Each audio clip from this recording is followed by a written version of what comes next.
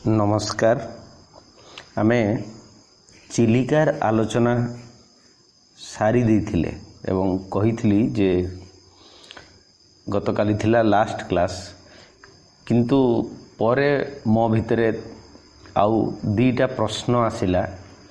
जेमिति से प्रश्न गुड़ा को इच्छाकृत भाव नुहे अनिच्छाकृत भाव मु आड़े जाइथिली एवं से दीटा होछि जे खंड काव्य कौन एवं चिलिका गोटे खंड काव्य कहीं एवं चिलिका खंड काव्य रे पाश्चात्य प्रभाव ये दीटा कथा कहबा पई मु भाबिली जे नहीं आउ गोटे आलोचना मध्य करा जाऊ। तेबे खंड काव्य कौन जदि आमे जानिबा को चाहिबा निसंदेह भाव रे हमको काव्य कौन जानिबा को पड़िबो।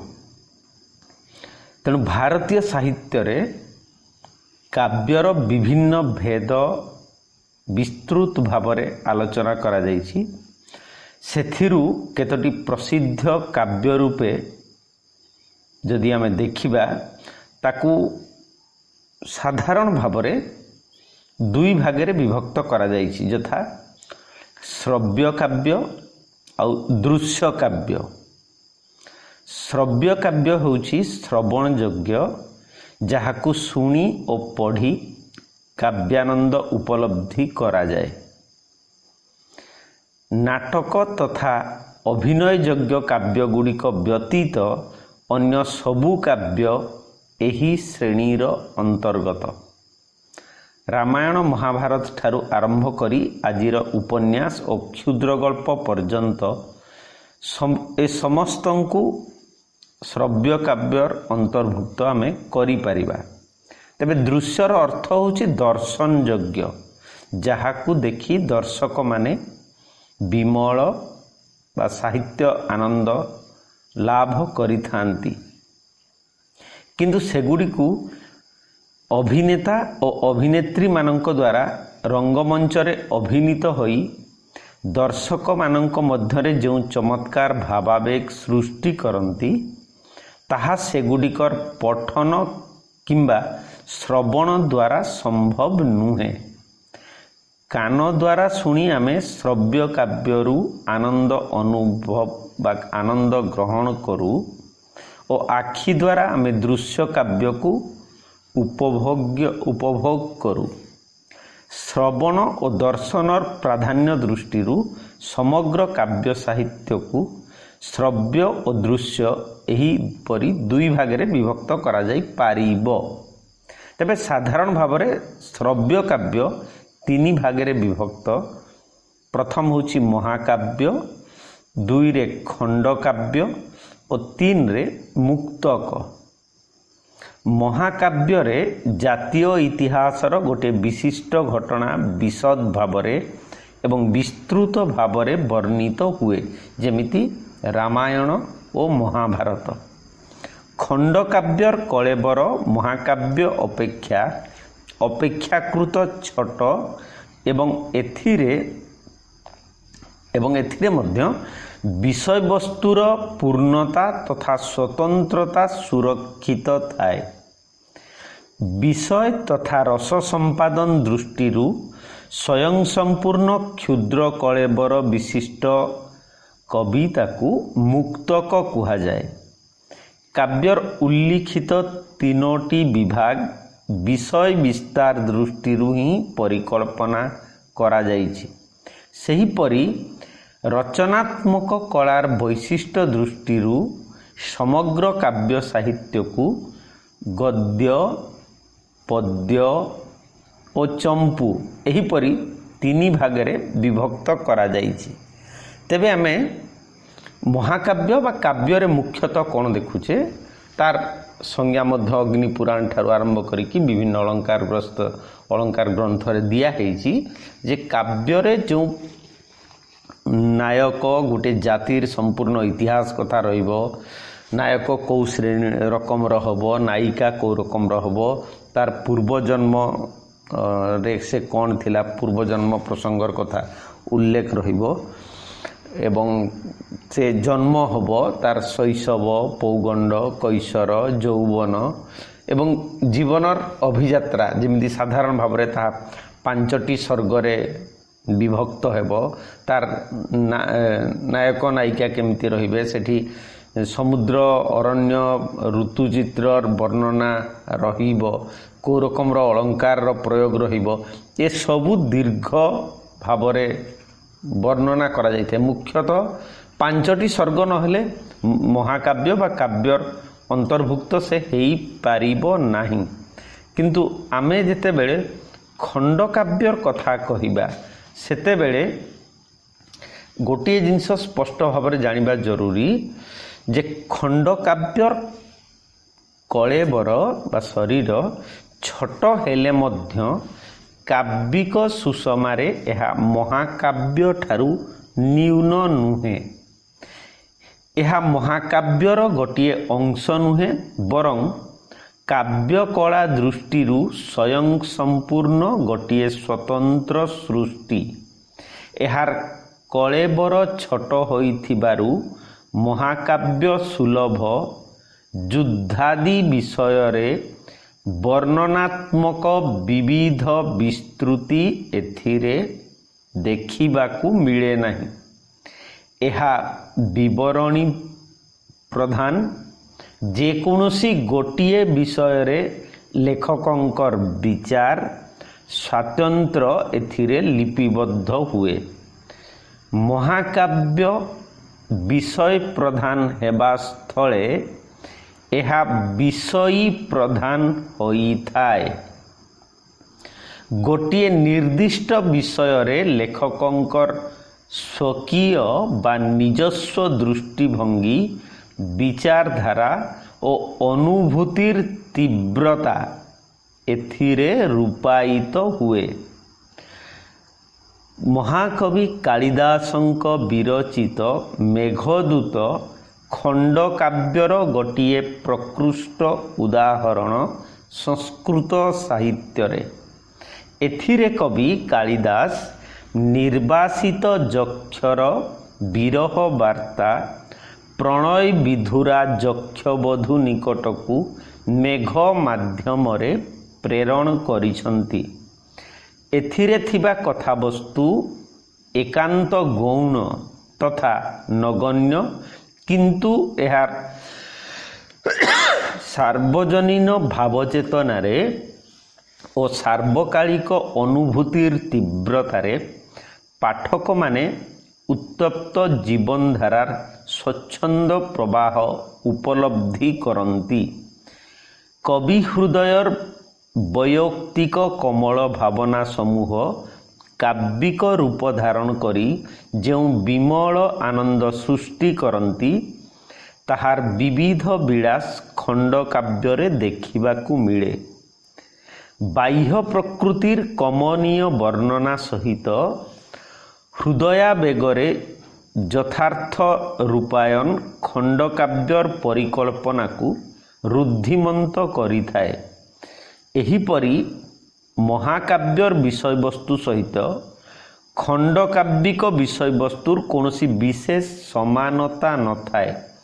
ଏଣୁ କଳାତ୍ମକ ପରିପ୍ରକାଶ ଦୃଷ୍ଟିରୁ କାବ୍ୟିକ ପରିକଳ୍ପନାରେ ଏହାର ସ୍ଥିତି ଓ ସ୍ୱାତନ୍ତ୍ର୍ୟ ଅବସମ୍ବାଦିତ। ତେଣୁ ସେହି ଆଧାରରେ ଆମେ ଯେତେବେଳେ ଚିଲିକାର ଆଲୋଚନା କରିବା ବା ଚିଲିକାର ଆଲୋଚନା କରୁଛେ, କହୁଛେ ଯେ ଚିଲିକା ହେଉଛି ବିଷୟ ମାନେ କାବ୍ୟ ହେଉଛି ମୁଖ୍ୟତଃ ବା ମହାକାବ୍ୟ ହେଉଛି ଯେ ତାହା ବିଷୟ ପ୍ରଧାନ, କିନ୍ତୁ ଖଣ୍ଡକାବ୍ୟ ହେଲେ ବିଷୟୀ ପ୍ରଧାନ। ଏବଂ ଚିଲିକା ସମ୍ପୂର୍ଣ୍ଣ ରୂପରେ ଫୋକସ୍ କରିଛି, କେନ୍ଦ୍ରୀଭୂତ ହେଇଛି ଚିଲିକାର ପ୍ରାକୃତିକ ସୁଷମା, ତାର ବୈଭବ ଉପରେ। ତେଣୁ 1891 ମସିହାରେ ରାଧାନାଥଙ୍କର ରୂପାନ୍ୱେଷୀ କବି ତାଙ୍କ ପ୍ରଜ୍ଞାର ସର୍ବଶ୍ରେଷ୍ଠ ନିଦର୍ଶନ ଯେପରି ଚିଲିକା ଭିତରେ ଛାଡ଼ି ଯାଇଛନ୍ତି। ଏହି କାବ୍ୟରେ ପ୍ରକୃତି ସହିତ କବିଚିତ୍ତର ପରିଣୟ ଓ ମାନସ ସହଚରୀ ରୂପେ ଚିଲିକାକୁ ଜ୍ଞାନ କରିବାର ଅବାଧ ଅଭିପ୍ସା ଚିଲିକା ପୂର୍ବବର୍ତ୍ତୀ କାବ୍ୟ ସୃଷ୍ଟିରେ ବିଶେଷ ଭାବରେ ଉପଲବ୍ଧ ହୋଇ ନଥାଏ।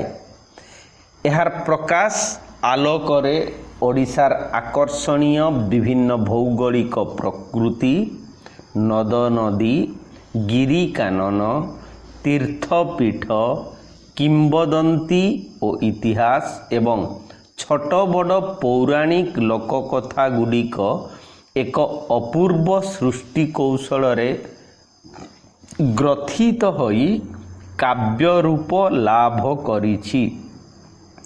ପ୍ରକୃତି ରୂପାୟନରେ କବିଙ୍କର ମୂଳ ଲକ୍ଷ୍ୟ ଥିଲା ବହିର୍ସଂସାରର ପ୍ରାକୃତିକ ସୌନ୍ଦର୍ଯ୍ୟ ଏବଂ ଉତ୍କଳୀୟ ପ୍ରକୃତିର ପ୍ରତିକୃତି ଅଙ୍କନ।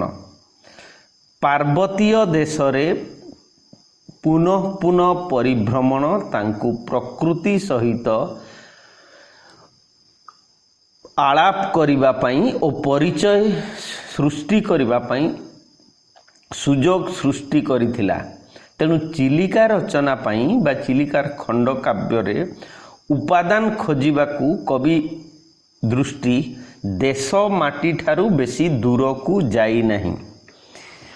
ତେଣୁ ଆମେ ଯେତେବେଳେ ଚିଲିକାରେ ପାଶ୍ଚାତ୍ୟ ପ୍ରଭାବର କଥା ଦେଖିବା, ଯେମିତି ତାଙ୍କର କେଦାରଗୌରୀ ଠାରୁ ଆରମ୍ଭ କରି ମହାଯାତ୍ରା ଭିତରେ ନନ୍ଦିକେଶ୍ୱରୀଠୁ ଆରମ୍ଭ କରିକି ଉଷା ପର୍ଯ୍ୟନ୍ତ ଚନ୍ଦ୍ରଭାଗା, ଏ ସବୁଥିରେ ପାଶ୍ଚାତ୍ୟର କାହାଣୀ ଯେପରି ସେ ଆହରଣ କରିଛନ୍ତି, ଚିଲିକାରେ ସମ୍ଭବତଃ ସେଇ ମାତ୍ରାରେ ସେତିକି ନାହିଁ।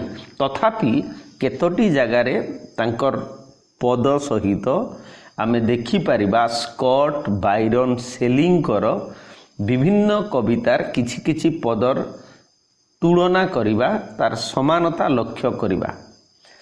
ତେବେ ଗୋଟେ ଜିନିଷ ନିଃସନ୍ଦେହ ଭାବରେ ଆଲୋଚକମାନେ କହିଛନ୍ତି ଯେ କାବ୍ୟ ପରିକଳ୍ପନାର କଳାଗତ ଆଦର୍ଶ ଅବଲମ୍ବନ କ୍ଷେତ୍ରରେ କବି ରାଧାନାଥ ପାଶ୍ଚାତ୍ୟ ସାହିତ୍ୟ ସଂସର୍ଗରୁ ପ୍ରେରଣା ଲାଭ କରିଥିବା ସ୍ପଷ୍ଟ। ଆହୃତ ସେହି ନୂତନ କାବ୍ୟଧାରାକୁ ଦେଶୀୟ ଭୂମିରେ ସେ ଆରୋପ କରିଛନ୍ତି ନୂତନ କାବ୍ୟକୁମାରୀ ଚିଲିକାର ଦେହରେ। ଯେଉଁ ସୂତ୍ରରେ ପାଶ୍ଚାତ୍ୟ ରୋମାଣ୍ଟିକ କବିମାନଙ୍କର ପ୍ରକୃତି ସହିତ କାବ୍ୟିକ ପରିଚୟ ଜନ୍ମିଥିଲା ଏବଂ ଯେଉଁ ଢଙ୍ଗରେ ସେମାନେ ପ୍ରକୃତିର କାବ୍ୟମୂର୍ତ୍ତି ଗଢ଼ିଥିଲେ, ରାଧାନାଥ ସେହି ଧାରାର ହୋଇଥିଲେ ଅନୁଗାମୀ। ଇଂରାଜୀ ରୋମାଣ୍ଟିକ କବିମାନଙ୍କ ପରି ୱାର୍ଡସୱାର୍ଥ, ବାଇରନ୍, ସେଲି, କିଟ୍ସ ଯେଉଁ ଅଛନ୍ତି, ସେହି ଇଂରାଜୀ ରୋମାଣ୍ଟିକ କବିମାନଙ୍କ ପରି ରାଧାନାଥ ବିଶଦ ହୃଦୟ ନେଇ ପ୍ରକୃତି ସହିତ ଭାବ ବିନିମୟ କରିଛନ୍ତି। ପ୍ରାଚୀନ କବିମାନଙ୍କ ପରି ମାନବର ଦେହସଜ୍ଜାର ଉପଚାର ରୂପେ ପ୍ରକୃତିକୁ ସେ ବ୍ୟବହାର କରିନାହାନ୍ତି। ପ୍ରକୃତିର ଅନୁଭୂତିରେ କବି ମନ ଉନ୍ନତ ଓ ଦେଶେ କାଳେ ଦୂର ବିସ୍ଫାରିତ ହୋଇଛି। ପ୍ରକୃତି ପ୍ରତିମା ଚିଲିକା ଠାରେ ବ୍ୟକ୍ତିତ୍ୱର ଆରୋପଣ ସାଧିତ ହୋଇଛି। ଚିଲିକା ହୋଇଛି କାବ୍ୟ ନାୟିକା। ଏଠାରେ ରାଧାନାଥ ପ୍ରକୃତିର ଆତ୍ମାଟିକୁ ଆବିଷ୍କାର କରି ତା ସହିତ କବି ଆତ୍ମାର ଯୋଗସୂତ୍ର ସ୍ଥାପନ କରିବାର କଳା କୌଶଳ ପ୍ରୟୋଗ କରିଛନ୍ତି। ଚିଲିକାକୁ ଏମିତି ନାୟିକାର ବ୍ୟକ୍ତିତ୍ୱରେ ମୂର୍ତ୍ତିମତୀ କରିବା ଆଢୁଆଳରେ ଇଂରେଜ କବି ସ୍କଟଙ୍କର ଲେଡି ଅଫ୍ ଦି ଲେକ୍ କାବ୍ୟର ପ୍ରେରଣା ଥିବା ଅନୁମାନ କରାଯାଏ। ସ୍କଟଙ୍କ କାବ୍ୟର ନାମକରଣ ଅନ୍ତରାଳରେ ଯେଉଁ ବ୍ୟଞ୍ଜନା ନିହିତ, ସେତିକି ମାତ୍ର ରାଧାନାଥଙ୍କୁ ଚିଲିକାକୁ ନାୟିକା କରି କାବ୍ୟମୂର୍ତ୍ତି ଦେବାରେ ସମ୍ଭବତଃ ପ୍ରେରଣା ଦେଇଥିବ। ମାତ୍ର କାବ୍ୟଟିର କଥା ଅଙ୍ଗ ବା ଥିମ୍ରୁ ରାଧାନାଥ କୌଣସି ଋଣ ଗ୍ରହଣ କରିନାହାନ୍ତି। କାରଣ ଲେଡି ଅଫ୍ ଦି ଲେକ୍ 1810 ମସିହାରେ ପ୍ରକାଶିତ ଏବଂ ସେହି ଖଣ୍ଡକାବ୍ୟ ପରି ଚିଲିକା एक रोमांस काव्य नुहे, कारण लेडी ऑफ द लेक होची एक रोमांस काव्य किंबा निर्दिष्ट कौनसी धारावाहिक कथा भूमि नायक नायिका मानक जीवनर घटनाक्रम उपरे चिलिका प्रतिष्ठित नुहे। तेणु लेडी ऑफ द लेक जो सार वाल्टर स्कॉटंकर जदि काव्यर कथा कहिबा, यह 6टी सर्गरे विशिष्ट एक रोमांस काव्य प्रेम संघर्ष और परिणय को नहीं यार कथा भाग बा कथा वस्तु परिकल्पित। कथांशर चरित्रगण समस्ते सामंत वंशीय।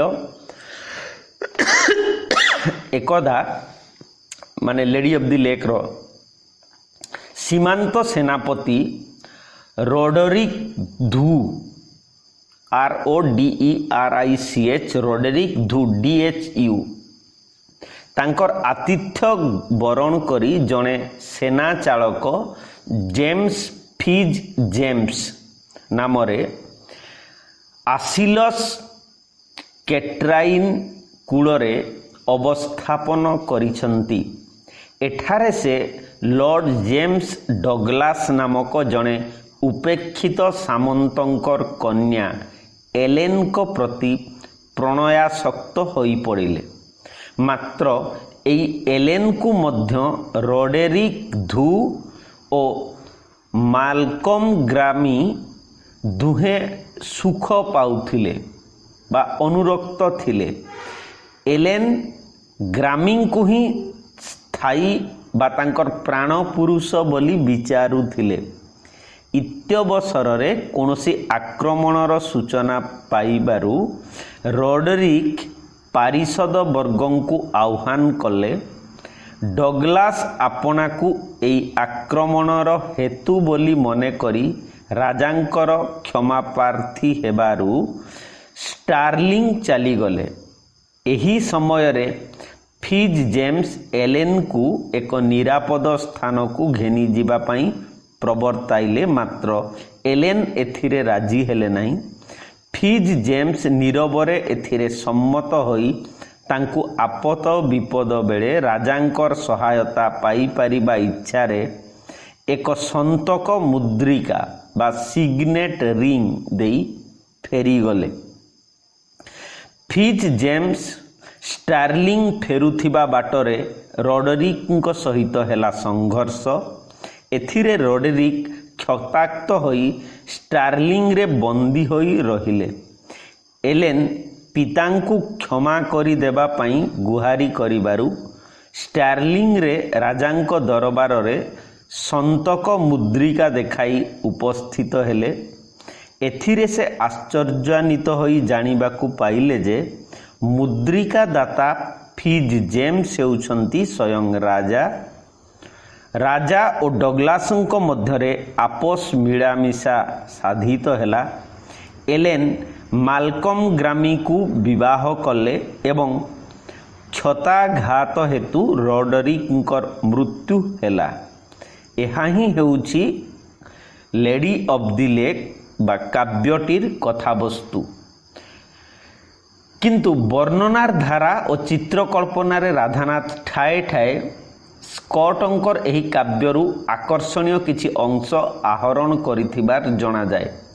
कविंकर संध्या वर्णना, संध्या छायार महाविस्तार और कविता बक्षरे संध्यालोकर प्रतिफलन, पश्चिमा संध्यार बंदापना पाई सन्यासी मानकर शैल देशरे अवतरण और चंद्रिकार शुभ प्रसारण इत्यादि दृश्य कल्पना रे स्कॉटंकर लेडी ऑफ द लेक काव्यगत केतेक वर्णनीय अंशर प्रभाव प्रतिफलित होइथिबा अनुभूत हुए। तेणु एठी जो देखुचे चिलिका बक्षरे संध्यालोकर प्रतिफलन माने स्कॉटंकर माने कवितार चारि धाड़ी एवं राधानाथंकर कवितार चारि धाड़ी।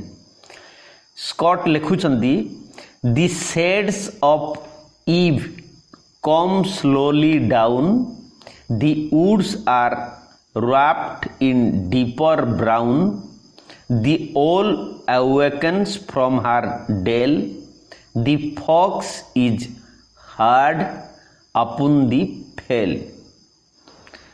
ରାଧାନାଥ ତାକୁ ଓଡ଼ିଆରେ ଏମିତି କରିଛନ୍ତି, ପୀତ ଅସ୍ତାତପ ଦୀପ ଶୈଳ ମାଥେ, ଲିଭିଗଲା ସେହି ମହାଛାୟା ପାତେ, ପଡ଼ିଲା ଚିଲିକା ବକ୍ଷେ ସନ୍ଧ୍ୟାଲୋକ, ସକେ ବଧୂ ଛାଡ଼ି ଦୂରେ ଗଲା କୋକ।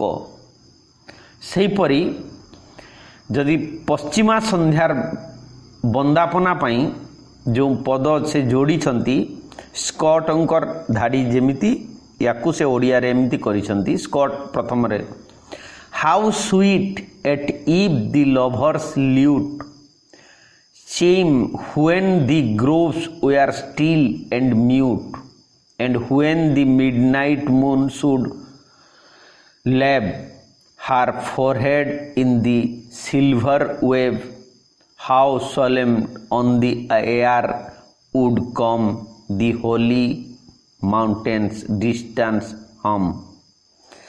ଓଡ଼ିଆରେ ତାକୁ ସେ କରିଛନ୍ତି, ପଶ୍ଚିମ ସନ୍ଧ୍ୟାର ବନ୍ଦାପନା ପାଇଁ ଯତିଏ ଆସନ୍ତି ଶୈଳୁ ଓହ୍ଲାଇ, ଦିଗ୍ବଳୟ ବ୍ୟାପୀ ନୀଳ ଜଳାରଣ୍ୟେ, ରଞ୍ଜିଲା ଚନ୍ଦ୍ରିକା ନିଜ ଶୁଭ୍ର ବର୍ଣ୍ଣେ, ଉଲ୍ଲାସର ଆତ୍ମା ପ୍ରାୟେ ଗୀତତାନ, ହ୍ରଦ ନୀଳ ବକ୍ଷେ କରେ ଅଧିଷ୍ଠାନ।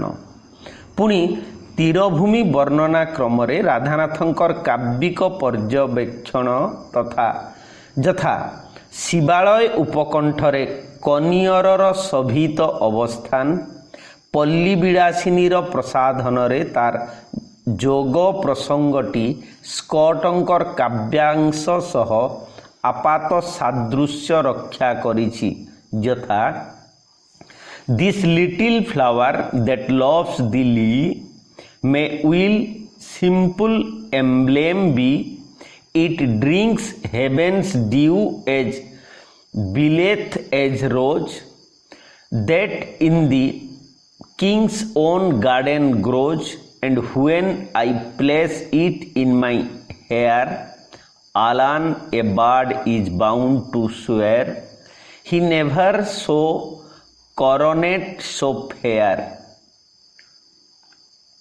ଓଡ଼ିଆରେ ରାଧାନାଥ କରିଛନ୍ତି, ଶିବାଳୟ ଉପକଣ୍ଠେ କନିଅର, ସୁବର୍ଣ୍ଣ ଚଷକ ଧର ମଧୁପର, କର୍ଣ୍ଣପୁର ରୂପେ ପୁଷ୍ପେ ଜାର ଦଳେ, ପଲ୍ଲୀ ବିଳାସିନୀ ଅମଳ କୋପଳେ।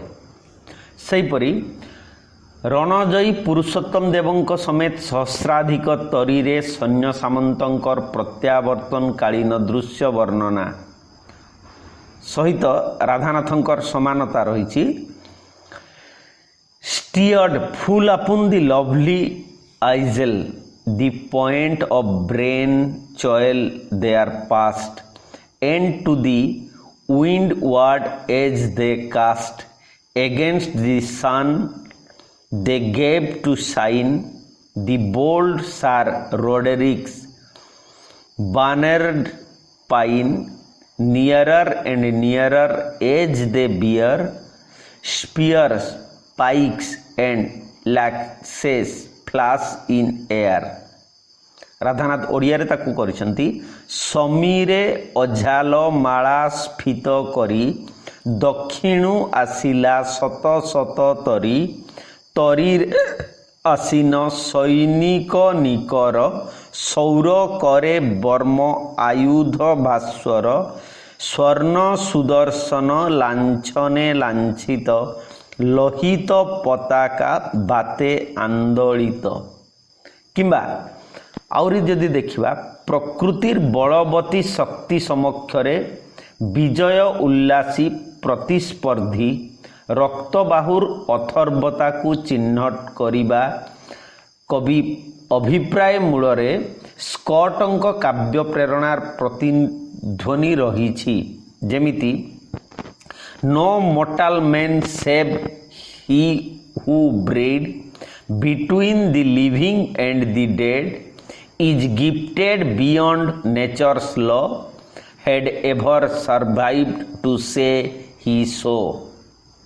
ସ୍କଟଙ୍କର ଏ ଧାଡ଼ି ସହିତ ରାଧାନାଥଙ୍କ ଚିଲିକାର ଏହି ପଦଗୁଡ଼ିକର ସମାନତା ରହିଛି। ଯେମିତି ତାକ୍ରୁ ପାଣୁ ଅଛି ଶକ୍ତି ବଳବାନ, ଅକାଳେ ଏ ଜ୍ଞାନ ରହିଲା ଅଜ୍ଞାନ, ଜାଣିଲା ତୋହରି କଷାଘାତେ ଶିଖି, ଦୈବ ନଡରଇ ନର ଭୃକୁ ଟିକି, ତରି ଧରି ଉର୍ମି ଫେନ ଅଟ୍ଟହାସେ, କନ୍ଦୁକ ପରାଏ ଫିଙ୍ଗିଲେ ଆକାଶେ, ତ୍ରାହି ତ୍ରାହି ଡକା ପାରି ଧର୍ମଦ୍ରୋହୀ, କେ କାହିଁ ପଡ଼ିଲେ ଛିନ୍ନ ଭିନ୍ନ ହୋଇ, ସର୍ବେ ହୋଇଗଲେ ନିର୍ମୂଳ ନିଃଶେଷ, କେହି ନ ରହିଲେ ଦେବାକୁ ସନ୍ଦେଶ। ତେଣୁ ଆମେ ଦେଖୁଛେ ଯେ ସ୍କଟଙ୍କର ଲେଡି ଅଫ୍ ଦି ଲେକ୍ କାବ୍ୟର ଅନେକ ପଦ ସହିତ ରାଧାନାଥ ତାକୁ ପ୍ରାୟତଃ ଅନୁବାଦ ବା ଓଡ଼ିଆ ମାଟିର ଅନୁକୂଳ କରି ଉପସ୍ଥାପନ କରିଛନ୍ତି। ସେହିପରି ଆଉ କେତେ ପଦ ମଧ୍ୟ ଦେଖିପାରିବା। ରୂପ ପାଇ କବି ମନର ମୋହନ ମାୟାକୁ ପ୍ରତିହତ କରୁଥିବା ନୈରାଶ୍ୟ ପ୍ରେତର ବିକଟ ନର୍ତ୍ତନ ଛାୟାରୂପଟିକୁ ରାଧାନାଥ ସ୍କଟଙ୍କର ଉଲ୍ଲିଖିତ କାବ୍ୟରୁ ସଂଗ୍ରହ କରିଥିବା ପ୍ରତୀୟମାନ ହୁଏ। ତାଙ୍କର ସ୍କଟଙ୍କର ଲାଇନ୍ ହେଉଛି so the deep anguish of despair burst in fires jealousy to air. Radhanath ତାକୁ ଓଡ଼ିଆରେ କରିଛନ୍ତି ଅଗ୍ରେ ପଡ଼ି ଭୀମ ଭବିତବ୍ୟ ଛାୟା, ପଲକେ ତୁଟିଲା ସେ ମୋହନ ମାୟା, ସେ ଛାୟା ଅନ୍ଧାରେ ଦେଖିଲି ଭୀଷଣ, ନୈରାଶ୍ୟ ପ୍ରେତର ବିକଟ ନର୍ତ୍ତନ। ଚିଲିକାରେ ସନ୍ନିବିଷ୍ଟ ମରୁଭୂମିର ବର୍ଣ୍ଣନାଂଶ ମଧ୍ୟ କେତେକ ପରିମାଣରେ ସ୍କଟଙ୍କର ବର୍ଣ୍ଣନା ଧାରାର ଅନୁକରଣରେ ପରିକଳ୍ପିତ। ଯେପରି the desert gave him visions wide such as might suit the spectre's child, where with black clips the torrents toil, he watched the wheeling eddies boil, till from their foam his dazzled eyes beheld the river demon rise। Radhanath ତାକୁ ଓଡ଼ିଆରେ ଯେତେବେଳେ ରୂପାନ୍ତରିତ କରିଛନ୍ତି ଏମିତି ରାଜସ୍ଥାନେ ଭ୍ରମି ଭୀମ ମରୁସ୍ଥଳୀ, ଦେଖିଲି ଭୀଷଣ ରୁକ୍ଷ ଶୈଳାବଳୀ, ନିରତରୁହୀନ ବନ୍ଧୁର କର୍କଶ, କରାଳ ଜେସନ କାଳ ସର୍ବଙ୍କଶ। ଚିଲିକାରେ ଏଇ ଯେଉଁ ବର୍ଣ୍ଣନା ସହିତ ଆମେ ଦେଖିପାରିବା ଚିଲିକାକୁ ରୁଦ୍ର ରୂପିଣୀ ଅଦ୍ଭୁତ ତଥା ଅଦୃଶ୍ୟ ଶକ୍ତିମୟୀ ରୂପେ କଳ୍ପନା କରିବା ମୂଳରେ ଇଂରାଜୀ କବି ସେଲିଙ୍କର ପ୍ରକୃତି ଚେତନାର ପ୍ରତିଧ୍ୱନି ଯେପରି ନିହିତ ହୋଇଛି। ସେଲିଙ୍କର କବିତାର ଧାଡ଼ି ହେଉଛି ଆମେ ଯଦି ଦେଖିବା ଏ thousand ବେଟେଲ୍ସ have assailed the banks, but these and half their fame have passed away, and Sutter heaped on high his sweltering ranks। Sorry ଏ ଉଦାହରଣଟା ତାଙ୍କର ନୁହେଁ, ସେଟା ହେଉଛି ସେଲିଙ୍କର hymn of the intellectual beauty. Hymn of the intellectual ବିୟୁଟିର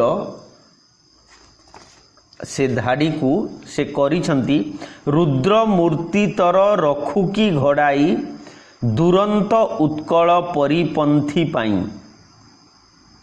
କିନ୍ତୁ ଏଇ ଯେଉଁ ଉଦାହରଣ କଥାଟିଏ କହୁଥିଲି ଯେ କବି ଦୃଷ୍ଟିରେ ଚିଲିକା ଥିଲା ଇତିହାସର ରଙ୍ଗସ୍ଥଳୀ। କେତେ ସମର ଓ ଦିଗ୍ବିଜୟର ବାଦ୍ୟରଳରେ ଏହା ତୀରଭୂମି ପ୍ରକମ୍ପିତ ହୋଇ ଉଠିଥିଲା। ନରର ଉତ୍ଥାନ ଓ ପତନର ଇତିହାସରେ ଏହା ଥିଲା ସାକ୍ଷୀ ବା ପୁରାତନ ସାକ୍ଷୀ।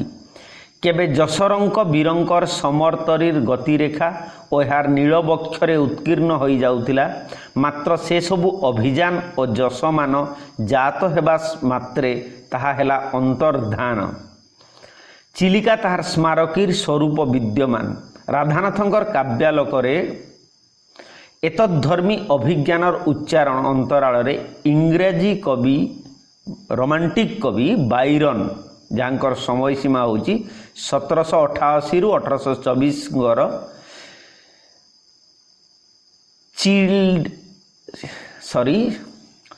चाइल्ड्स हेराल्ड्स पिलिग्रिम काव्यगत कवि अनुभव लिपिर प्रेरणा स्पर्श विद्यमान जोटारे आमे देखुछे माने जो धाड़ी गुड़िक कही ए 1000 battles have assailed the banks but these and half their fame have passed away and slaughter heaped on high his weltering ranks. Their very graves are gone and what are they? The tide washed down the blood of yesterday and all was stainless and on the clear stream glassed with its dancing light the sunny ray. But over the blackened memories glittering dream the waves would vainly roll all sweeping as they seem. Child Herald's Pilgrimage Byron रचित এই जो धाड़ी सहित राधानाथ चिलिकारे रचित धाड़ी गुड़िकर समानता आम देखिपर।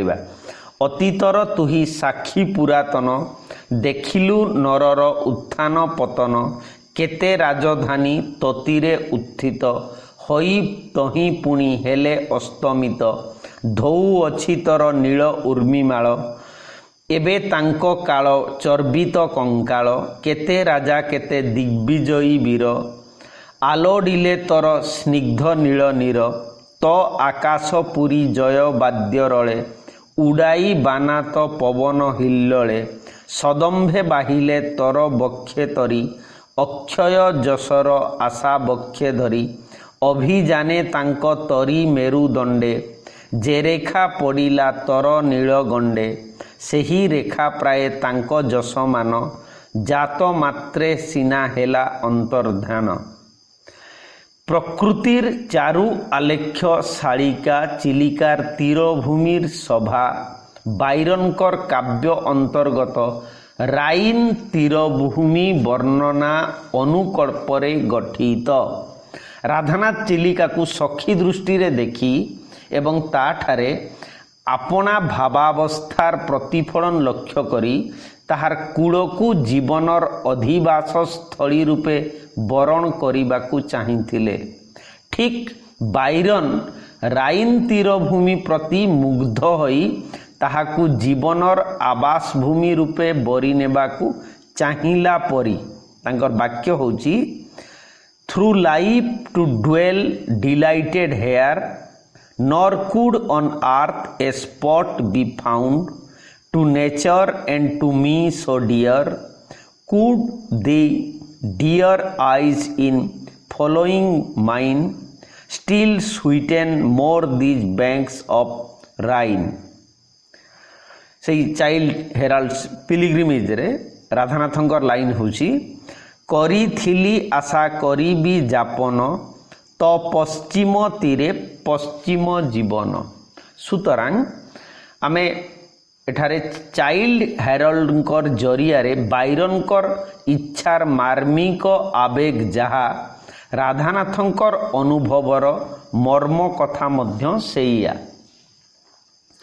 तेणु से आधार रे प्रकृति को आश्रयांचल रूपे बरी नेबार कवि मनोभाव उभय बायरनक ठारे और राधानाथंक ठारे प्राय समान। राधानाथ बायरनकर संसर्गरु एपरी कविभाव लाभ करिथिबा संभव बोली आलोचक माने कहंती। पुणी राइन ठारू विदाय घेनी हैरोल्ड फेरिला बेले नदी प्रति बायरनकर संबोधनर स्वर जेपरी मार्मिक ଚିଲିକା ଠାରୁ ମେଲାଣି ଘେନି ବାହୁଡ଼ିଲା ବେଳେ ରାଧାନାଥଙ୍କର ଅନୁଭବ ମଧ୍ୟ ସେହିପରି ଅଶ୍ରୁ ଉଚ୍ଛଳ। ତେଣୁ ଭାବ ଓ ବ୍ୟବହାରଗତ ସାଦୃଶ୍ୟ ହେତୁ ରାଧାନାଥ ଏ କ୍ଷେତ୍ରରେ ବାଇରନଙ୍କ ଦ୍ୱାରା ପ୍ରଭାବିତ ହୋଇଥିବା ମନେ ହୁଏ। ତାର ଉଦାହରଣ ହେଉଛି ଏଡିଉ ବିଦାୟ ନେବା ପାଇଁ ଏଡିଉ ଟୁ ଦି ଫେୟାର ରାଇନ୍ ହାଉ ଲଙ୍ଗ ଡିଲାଇଟେଡ୍ ଦି ଷ୍ଟ୍ରେଞ୍ଜର ଫେନ୍ would linger on his way. Thine is a scene alike where souls united or lonely contemplation thus might stray. ରାଧାନାଥଙ୍କର ଧାଡ଼ି ହେଉଛି ମାଗୁଛି ଚିଲିକା ମେଲାଣି ତୋଠାରେ ବାହୁଡ଼ିବି ଏବେ ଦାରୁଣ ସଂସାରେ। ତେଣୁ ଆମେ ଏହି ପରିପ୍ରେକ୍ଷୀରେ ଯଦି ଦେଖିବା ତାହେଲେ ନିଃସନ୍ଦେହ ଭାବରେ କହିବା ଯେ ରାଧାନାଥ ସନ୍ଧ୍ୟାରୂପ ଅଙ୍କନରେ ତାଙ୍କର ନିଜସ୍ୱ କଳ୍ପନା ପ୍ରକାଶ କଲା ବାଇରନଙ୍କର ଅନୁକରଣରେ ନିଃସନ୍ଦେହ ଭାବରେ ପୁଷ୍ଟ କରିଥିବେ। ଏବଂ ସେହି ଦୃଷ୍ଟିରୁ ଦେଖିଲେ ବାଇରନଙ୍କର where the day ଜଏନ୍ସ the past ଏଟର୍ନିଟି ଯଦି ସେ ଧାଡ଼ିର କଥା ଦେଖିବା ସେହି ଗ୍ରନ୍ଥରେ ମଧ୍ୟ ଅଛି। ତା ସହିତ ଯଥେଷ୍ଟ ସମାନତା ଅଛି। ଯେମିତି ଏ ଯେଉଁ where the day ଜଏନ୍ସ the past ଏଟର୍ନିଟି ରାଧାନାଥଙ୍କର ବାଣୀ ହେଉଛି ମିଶେ ଦିବା ଜହିଁ ଭୂତ ମହାର ନବେ ପଙ୍କ୍ତିଟିର ସମାନ ଅର୍ଥ। ସୁତରାଂ ବିଶ୍ଳେଷଣରୁ ମନେ ହୁଏ ଚିଲିକା ରଚନା ଲାଗି ଦେଶୀୟ ଉପାଦାନ ଓ ପରିବେଶ ଉପରେ ନିର୍ଭର କରିଥିଲେ ମଧ୍ୟ ସ୍କଟ୍ 1781ରୁ 1832, ବାଇରନ 1788ରୁ 1824 ଓ ସେଲି 1792ରୁ 1822 ଏହି ରୋମାଣ୍ଟିକ ଇଂରାଜୀ କବିମାନଙ୍କର ରୋମାଣ୍ଟିକ କାବ୍ୟ ଚେତନା ଦ୍ୱାରା ଅନୁପ୍ରାଣିତ ହୋଇ ପ୍ରକୃତି ଦର୍ଶନ ଓ ଆପଣାର ପ୍ରକାଶ କଳାରେ ସେମାନଙ୍କର ଆଦର୍ଶ ଅନୁସରଣ କରିଥିଲେ। ତେଣୁ ସେହି ଆଧାରରେ ତାଙ୍କର ଅନ୍ୟ କାବ୍ୟରେ ଅନେକ କଥା କାହାଣୀ ଚରିତ୍ରର ଆମେ ଦୃଷ୍ଟାନ୍ତ ଦେଇପାରିବା, କିନ୍ତୁ ଚିଲିକା ଭଳିଆ ଗୋଟେ ଖଣ୍ଡ କାବ୍ୟ ବର୍ଣ୍ଣନାତ୍ମକ କାବ୍ୟରେ କେତେ ପଦର ସହିତ ବିଶେଷ ଭାବରେ ସ୍କଟ୍ ସେଲି ବାଇରନଙ୍କର ନିର୍ଦ୍ଦିଷ୍ଟ କେତେକ ପଦର ଭାବାର୍ଥ ସମାନତା ଲକ୍ଷ୍ୟ କରିପାରିବା। ତେଣୁ ଆଜି ଚିଲିକାର ଆଲୋଚନାରେ ଖଣ୍ଡକାବ୍ୟ ଏବଂ ପାଶ୍ଚାତ୍ୟର ପ୍ରଭାବ ସମ୍ପର୍କରେ ମୁଁ କିଛି କଥା ରଖିବା ପାଇଁ ପ୍ରୟାସ କଲି ଏବଂ ମୁଁ ଭାବୁଛି ଏହାଦ୍ୱାରା ଯେ ନିଃସନ୍ଦେହ ଭାବରେ ପିଲାମାନେ ପାଠକ ଚାହିଁଲେ ଉପକୃତ ହେବେ, କାରଣ ମୂଳ ଗ୍ରନ୍ଥ ଗୁଡ଼ିକ ଦେଖିଲେ ହିଁ ଆମେ ତାର ସମାନତା ଉପଲବ୍ଧି କରିପାରିବା। କମେଣ୍ଟରେ ନିଃସନ୍ଦେହ କିଛି ଲେଖିବେ। ଧନ୍ୟବାଦ।